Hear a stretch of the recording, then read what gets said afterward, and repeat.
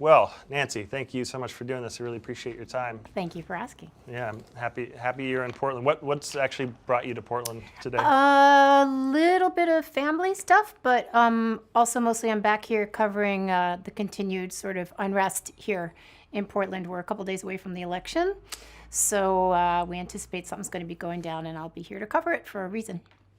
Do you have any predictions about the election, or not necessarily who's going to win, but what will happen if either wins? My feeling with the protesters in Portland is that they had a lot of momentum, and had the wildfires not kind of stopped it, I think they would have been going a little stronger now. But there is a little bit of a sense here right now that it's a little quiet. It's a little bit of the quiet before the storm. I think we are going to have some action on election night. I don't know what it is. Obviously, if Trump wins, it'll be a lot hotter. But I also think we're living in a little bit of a post-political world. I don't really think the protesters on the ground care that much about Biden. So I think if they just feel like reacting, they're going to react, whatever happens. So we'll see. Right. Yep. Well, I'll move on to my questions here. So yeah, the series is called The Woke Reformation because I think there's a kind of reformation happening in secular circles as well as in Christianity. You can see people are adopting this woke social justice ideology, and it's kind of deranging our politics and our ability to speak with one another. I'm curious what that term means to you, woke. What does woke mean? Well, I think it sort of means just what you said. People are not willing to talk about things. So it's sort of the opposite of woke, right? If you're feeling super alert and awake, you want to engage with people. You want to hear their ideas. And I think most of the positions and ideology around wokeism, for lack of a better term, is that they don't want to hear other people's ideas. They have codified or concretized whatever their ideas are. And if you are not in line with that, you are somehow the enemy. It's sort of very anti-discussion, which I find, like, how can you be anti-curiosity? How can you want fewer voices in the room? But I guess it's because they find the ideas of others threatening, and threatening because maybe the edifices upon which they've built their ideologies just ain't that strong. Right. No, that's a good point. And it is funny because I often feel like people start to wake up to their wokeness. In other words, they start to realize, like, oh, I was just kind of latching on to a movement and an ideology that, as you said, sort of tamps down discussion. Yes, and I think that, we definitely feel as though it's younger folks that are embracing wokeness. And, I absolutely believe that a lot of them do believe that, wow, we're waking up to the way the world should be better. I think every generation feels that. And there's definitely strides have been made in this country. I think older folks, if they're not pushing back, and most people don't push back because they're afraid, I don't know if they really, cleave to the wokeification or not, or if they're just scared to say anything, or just think, these crazy kids are going to wake up at some point and realize they've got to function in the world, as opposed to just trying to X out everything in the world that they might not like. So. Right. Well, so as a journalist, have you seen movements like this before, and have they gone in a similar direction, or how does this compare to past movements? That's an interesting question, because I have not seen this exactly. I started really being a journalist, and I started being a human in the 1960s, but I started being a journalist in the 1990s, and we did not have this kind of movement. I mean, you had some sort of, earth activists. You definitely had people that were against Ronald Reagan or George Bush, and people were vocal about that. But I did not see or did not perceive the shutting down of discussion. There wanting to be fewer voices around. This has gained more momentum. I'll give you an example.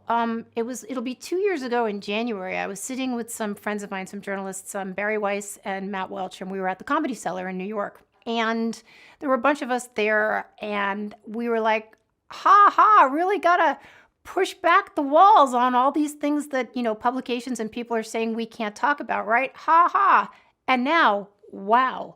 I mean, it is really really come to pass, that the things you're not supposed to talk about, that the institutions where we used to count on them talking about these ideas are just shutting them down. It's been pretty mighty, I have to say. And I still firmly believe that we do need to not be reactionary so much. I'm not really interested in being reactionary, but I am interested in people's ideas, and I am interested in saying, listen, we can talk about whatever we want, and I really want these ideas in the room, because let's let these ideas fight them out, right? And nothing should be not be allowed to talk about. So why is it important to hear even these woke ideas that maybe we don't agree with? But why is that important? I think it's important to hear just about everybody's ideas. I mean, especially if they're bringing them in good faith, which would be terrific, right? You have more ideas in the room. Some are going to be awful and are going to die off quickly. But there's so much more dynamism, right? If you get different voices in the room, if you get different opinions in the room, and you can build on other people's ideas.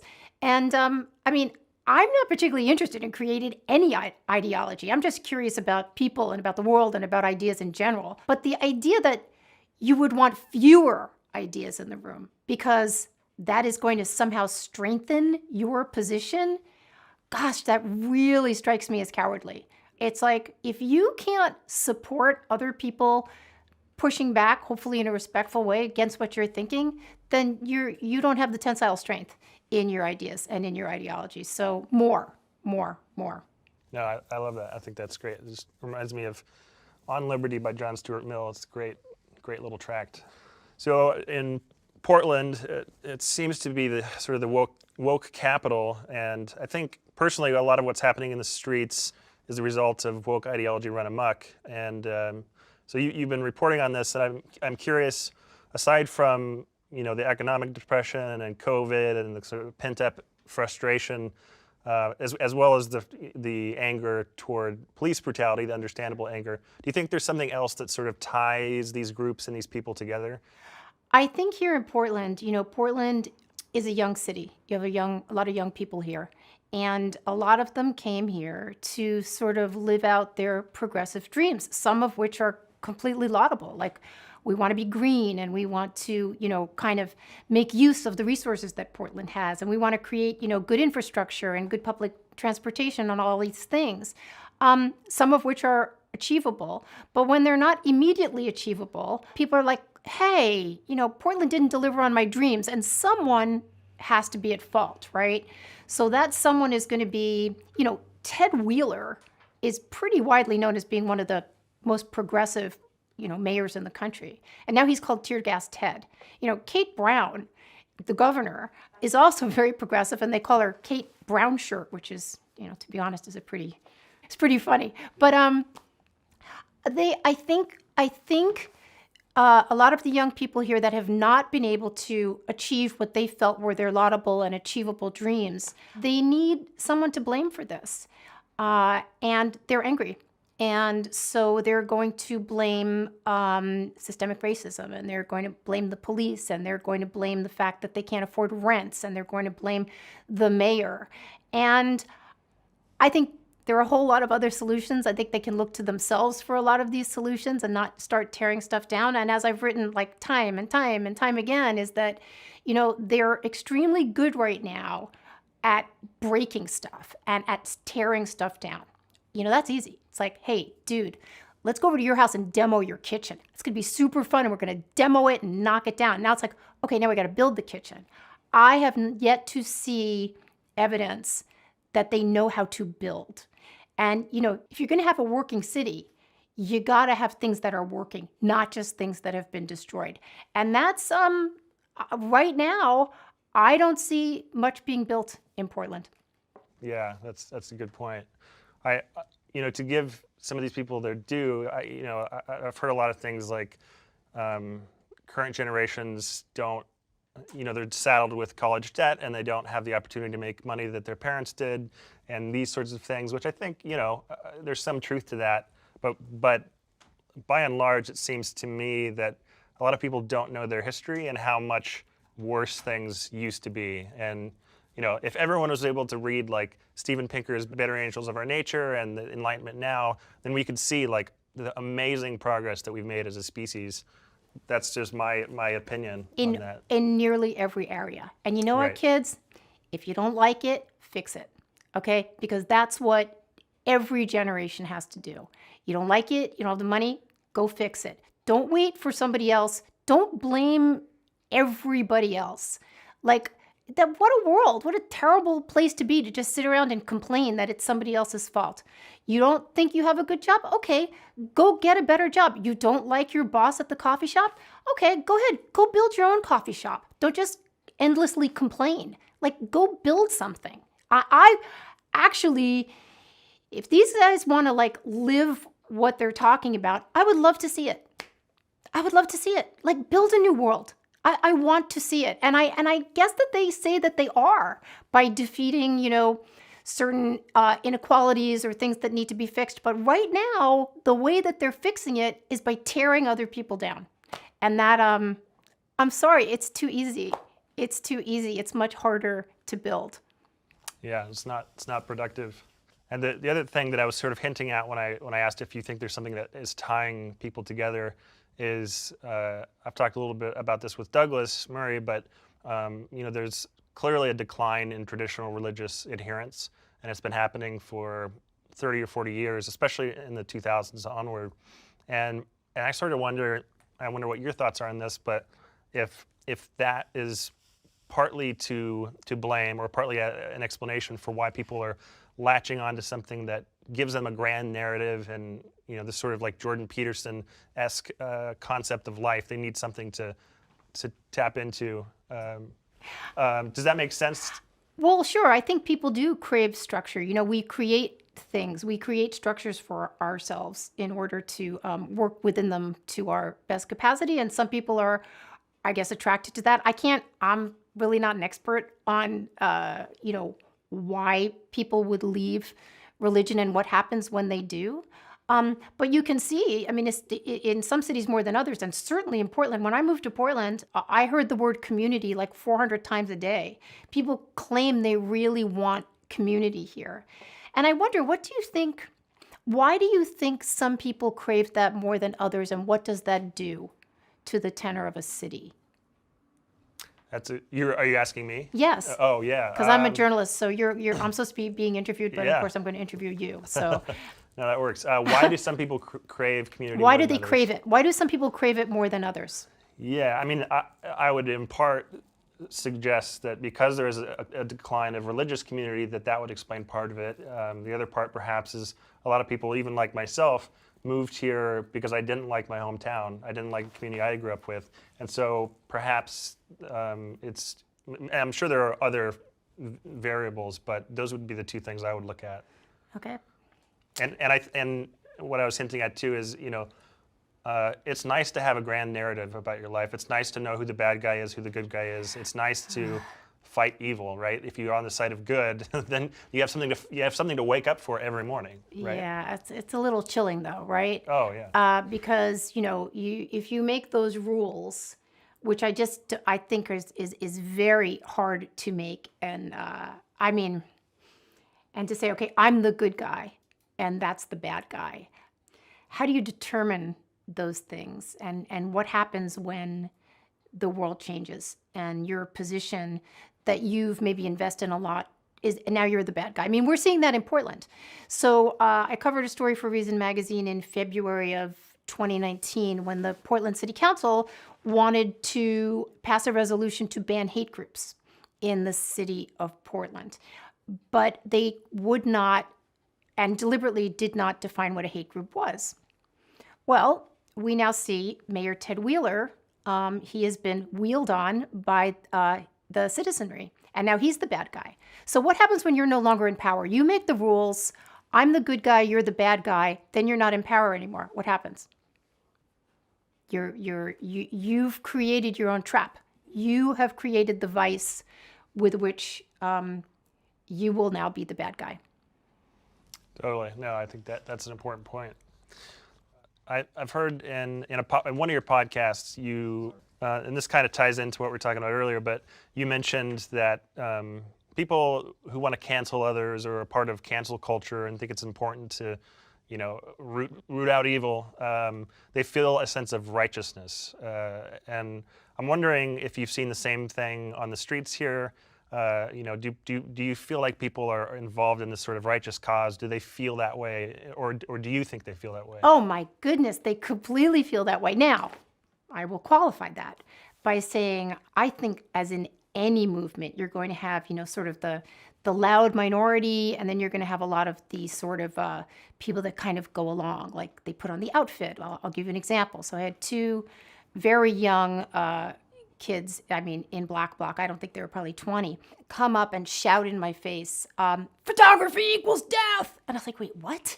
And they're like, they just kept shouting. And I was like, well, okay, I need you to break this down for me, because I had been taking a picture with my camera, and they couldn't do anything. They literally just kind of like melted back into the crowd.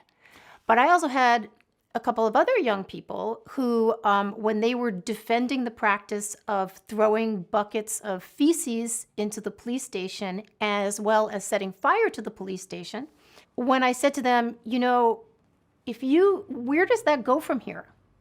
And have you heard of the Baader-Meinhof gang in Germany in the 1960s, who were going to, do the right thing, and that right thing wound up being kidnapping and bombings and murder?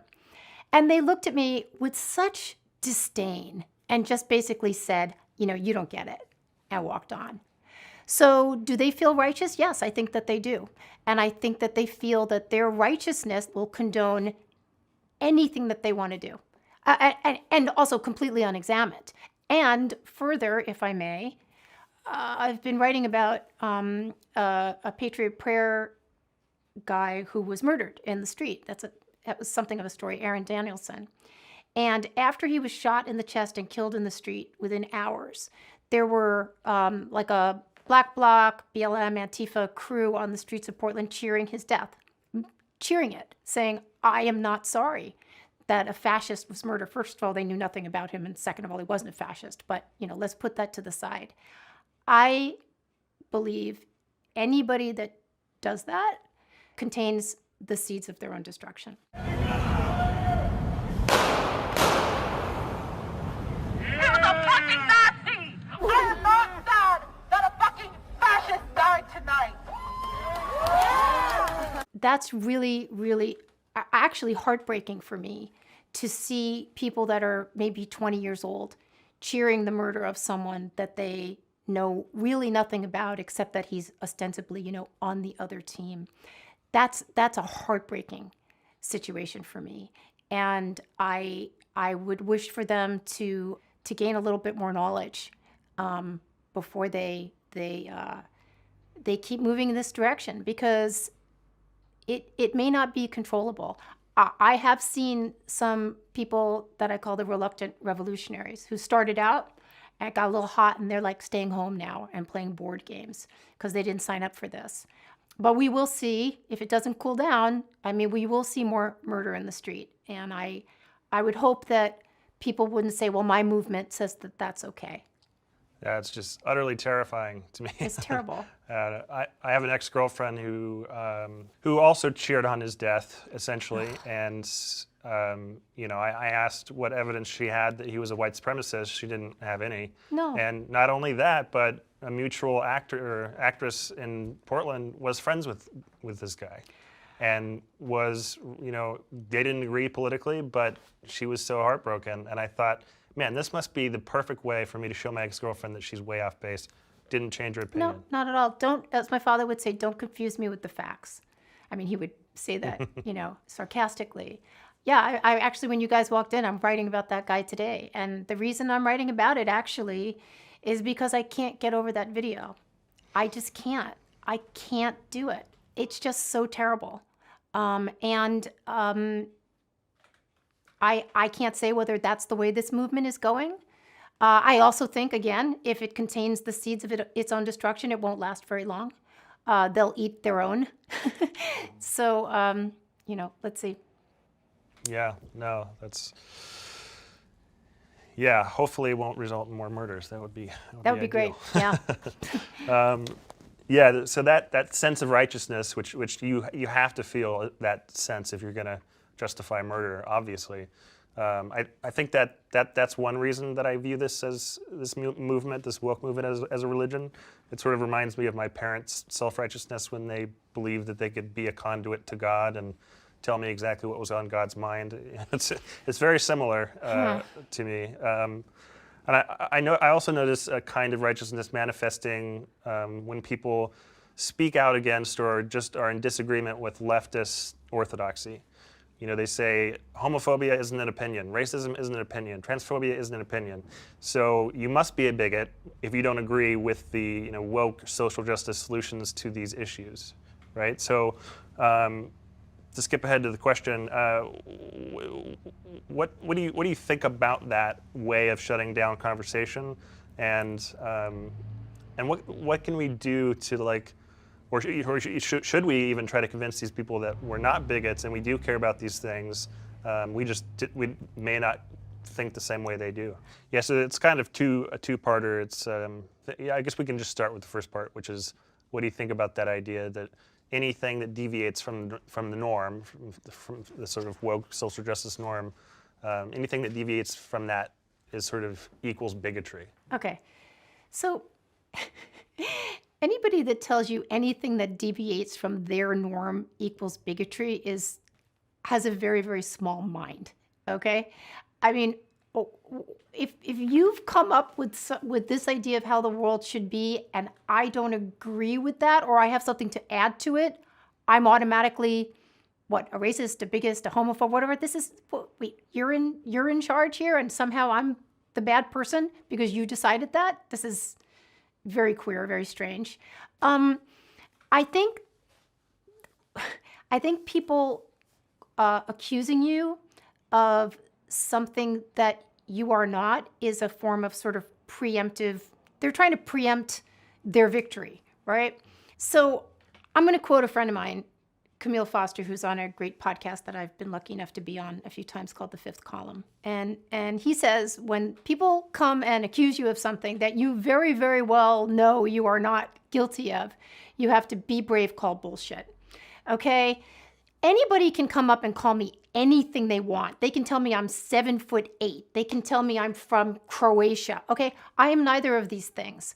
Do I have to spend my time disabusing them of this? And what was the reason that they called me this in the first place? Okay? Someone that comes up to you and accuses you of something that you know you're not, they have their own agenda. And I'm sorry, I don't even think it's worth my time trying to debate them because they've come in to attack me. Why are they bringing this up? On what evidence? Do I really want to spend my time doing this? I really don't. And I'll tell you something else. I do not want to spend my time being a reactionary, not as a writer, not as a human. I want to have discussions with you, but I'm not going to be stuck in some little corner and have you come up and pummel me because you think that this is going to somehow bolster and staunch your idea of yourself or your ideology. Sorry, not doing it. Not.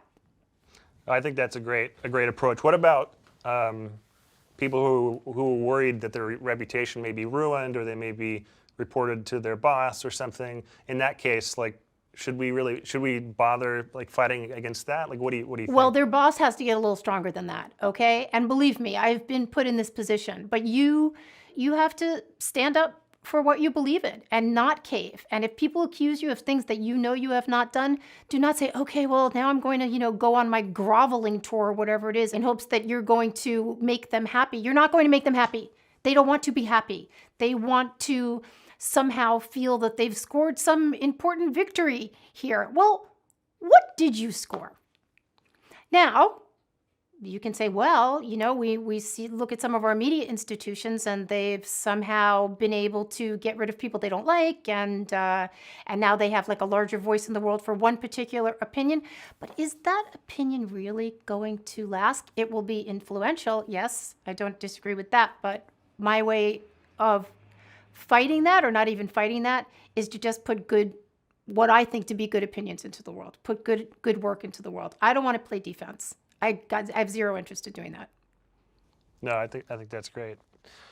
As far as these discussions go, when we don't agree with, for instance, I don't know, all disparity equals racism or something like that. If we don't agree with that, why do you think it's important that we have nuanced discussions about all of these issues, whether it's homophobia or racism or sexism? Curiosity. I mean, I'm curious. I interviewed someone here yesterday. We pretty much completely disagreed on Trump. He was a Trump fan, and he could tell me why, and I'm not really. We had such a good time. And at the end of the discussion, he's like, wow, I've really never had so much fun disagreeing with someone, because we were open to listening to the other person. It wasn't a combat zone. In terms of the idea that we're all supposed to be equal at all times in every way, shape, and form, I don't even know if that's an interesting goal. I think it's interesting to let people do what they're good at, and to do it with kindness and curiosity, and let's see where we go. Let's see what people are able to build. Yeah, no, I think that's great. What effect do you think that wokeness has on free speech, and why does that matter? Oh my God. Look, language is awesome. Language is always growing, right? Language should always grow, because we are humans and we create language. Language should not shrink. And that's what I think wokeism is trying to do. It's like saying, yo, you can't say that. You can't say that. It's like, why? I mean, show me more interesting ways to say something. What are you thinking about? But no, the contracting of language is not the way forward, guys. That's not progress. Right. Well, I think, to give them their due, that often, SJWs, if you want to call them that, want to clamp down on speech that they feel is offensive because it's harmful, and I understand that, but I'm wondering why, if you do think we should protect speech we don't like, and why. Well, you have to protect speech you don't like, because if I want the right to speak about what I want to speak about, then I have to allow that to anybody else, even if it's odious.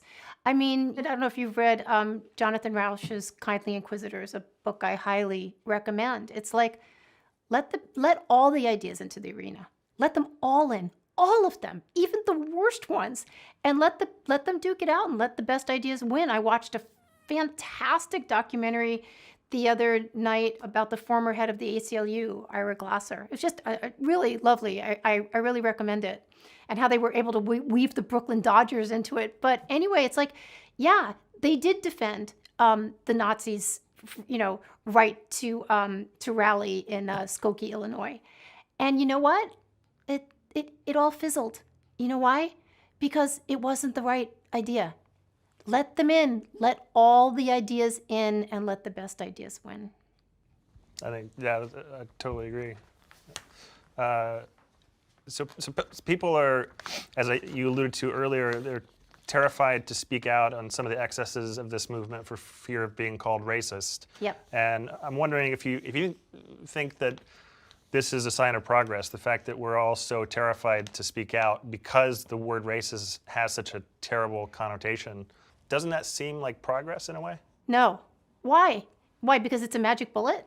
It's like, oh, wait, hold on. I've got my little weapons here, and if I don't feel that I can win this argument with you or whatever it is, I just accuse you of being a racist, and I win. Oh no, sorry. I mean, isn't it a sign of progress that we're all so worried about that word? In other words, no one wants to be racist, virtually. Well, I think you said this earlier, we have, as a country, become less and less racist as we move forward, and may it continue on that arc. I mean, I remember one of my very, very earliest memories is, I must have been like 4. My mother had the television on and she was crying because it was the civil rights movement, and there were fire hoses being, shot at African Americans in the street.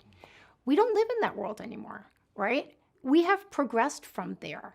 And why don't we allow ourselves to continue to progress by the way we live and the way we treat others, as opposed to just saying, well, look, I am going to call you a racist and erase you permanently from society with your boss and your friends and your social media, because that's progress.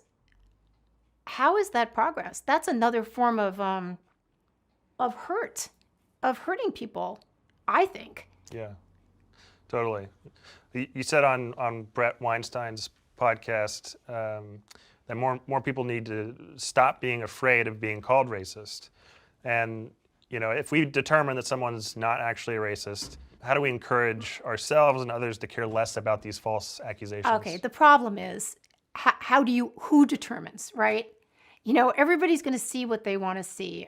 Everything is prismatic. It depends where you're standing. It depends what you want to see today. It depends what your agenda is. It depends where you grew up. It depends who you are. You're never going to get a consensus. I mean, there could be some people that pretty much we could say, yeah, David Duke is a racist. Okay, fine. But it's just become too incendiary right now. I believe, just like I said, I am not 7'8" and I am not from Croatia. I don't feel like I need to spend my time defending myself of being accused of these things that I know I am not. I do not feel like I need to spend my time defending myself by someone that might want to call me racist, because I know that I am not. And now let's move on to the next thing that we have to do in this world. That's how I would address it. That's fantastic. On the phone, you mentioned that your husband was canceled, and I was wondering, as far as you're comfortable talking about that, can you kind of summarize what happened there? Sure. Well, it wasn't really my husband that was canceled. It was me for having a video podcast with another journalist where we were talking about some of the excesses. Well, we talked about a lot of things, but one of the things we talked about were what we saw as the excesses of the Me Too movement. We didn't think Aja Argento was a great public face of the Me Too movement, especially after, her boyfriend, Anthony Bourdain, committed suicide, and it was determined that he had been paying off a boy she slept with when she was 17. I mean, it wasn't a particularly inflammatory podcast.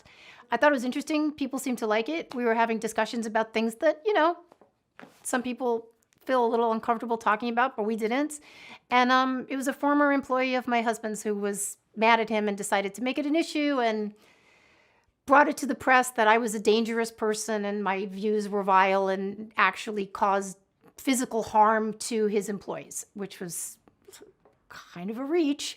But the press had a field day with it. And they couldn't do very much to me because I write nationally. I had a book out, but they could because there was a physical object in terms of his businesses here in Portland. He paid a very heavy price, and it was definitely not fun. And it's something that happened. It made me kind of enter that world of people that have had cancellations, certainly some worse than that was. But I think, as I said to you earlier before we started rolling, it's like, this is a terrible thing. And the way we don't engage in it is as much as we can to not engage in it. If you're an employer and someone comes to you and says, oh my God, you've got this terrible employee, well, maybe you want to not just shut this person out. You want to look into it. I also don't want to take long, luxurious baths in the cancel porn. It's just, I want to move forward. You want to find out better ways to operate, make people not feel so fearful. And if people aren't fearful, they will not cave to it and hopefully not engage in it. The thing is that people engage in it because it works, which is a problem. But I would hope we can move to a post-cancellation society where it just becomes so noxious, and maybe some of the cancelers get canceled, which I've spoken to some people that's happened to, and they're like, man, wish I hadn't done that. Came back to bite me. So so that's that story. Yeah. What's canceled? What's canceled? Canceled means where did it start? Did it start on Black Twitter? I don't really know the genesis of it, but it's where they basically say you as a personality or as a business or whatever, canceled, meaning you're not going to be able to work or operate the way that you did anymore. We're going to ruin your reputation. We're going to take away your livelihood. Because we're going to be able through our little through social media to make enough people think that you're terrible and deserve to not have any standing in society. We're going to embarrass you. We're going to humiliate you, and we're going to make it hard for you to make a living. It's really bad. I mean, I have not ever done this, and I would be so mortified to do that, even to the point now, if someone writes something kind of stupid on Twitter, I really check myself before I go on any sort of negativity because it's just not worth it. I also think, I've said this before, I think that canceling is a little too easy. You know, all you do is sometimes, like, you could be the spearheader, that you're like waging the battle, or you could be the person that just like, oh, I'll just click that button. I kind of like that. I don't like that kind of looks like something I dislike. And then you snowball and you're part of the hundreds of thousands of people. And then when that person, you know, is destroyed, you're like, well, wasn't my fault. I didn't do anything. All I did was click a button. It's like, yeah, well, but you clicked the button. I think that canceling people steals more from the cancelers sometimes than it does from the canceled, because you have to be that kind of person that feels it's okay to heedlessly and without information destroy another person. And I don't think that's a very good position to take. I don't think that's a good way to live. I don't either. Yeah, it sounds caustic. Pretty awful. Yeah. Actually. And you mentioned earlier the idea of them eating their own, and I'm wondering, you know, as a result of the fact that, like, this is sort of a puritanical movement, right? You can't definitely. be pure enough, and Definitely. And there's also no redemption, which is one of the only ways it deviates from most religions. That's is there's right. usually salvation of some kind. I'm wondering if you think. I mean, I kind of think maybe this is the fatal flaw. Like, do you think that this will cause the movement to implode on itself or change in some way, or what do you think? That's such an interesting comment, and you're absolutely right. Like the no redemption, you can look at. There was actually my buddy Michael Moynihan did a news segment interviewing someone who had created, I think it was a T-shirt company, and then his employees didn't like him because they found out that he had like touched a woman's genitals when she was sleeping, and they basically were trying to cancel him, and they wanted his company, they wanted everything. And he asked them on camera, like, is there a way back for this guy? And it's like, no. It's like, oh, okay. So like at 30, you're just supposed to be what? You just like, we just put you on an ice floe and there you go. It's lazy to just like set somebody off and say, I don't care about their life anymore, and I don't want this person to have any way back ever. If that's the modus operandi you're going to live by, you better be careful, because absolutely this will come for you. And you've set it up, just like I was talking about before. But if you create that and you feel it's okay to do that to other people, how in the world can you expect that this is not going to happen to you? Because you're one of the good people? What? You created a terrible system. Do you think it will eventually result in the collapse of this movement? I think society continues to evolve. We're going to see other good things and we're going to see other bad things. I don't know. I mean, the idea that, you know, this sort of way of treating people will forever be the way we operate is ridiculous. You know, we will move on to better things and other awful things. So yeah, at a certain point, it will pass from. It'll sunset. Right.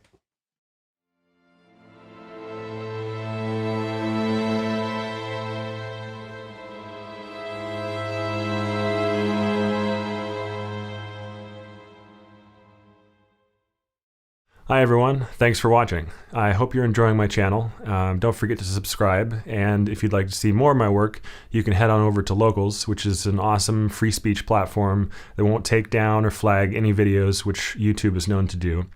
It's a great platform because people want to be there and they'll engage in meaningful dialogue with you, and it's awesome. Plus, if you sign up for a paid account, you can get access to content that is exclusive to Locals. You'll find a link for that in the description below.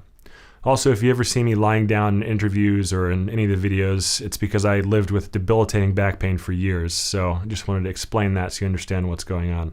And sometimes my little dog Nora might make an appearance. Nora, come here. Don't be shy. Don't be shy. All right, thanks everybody.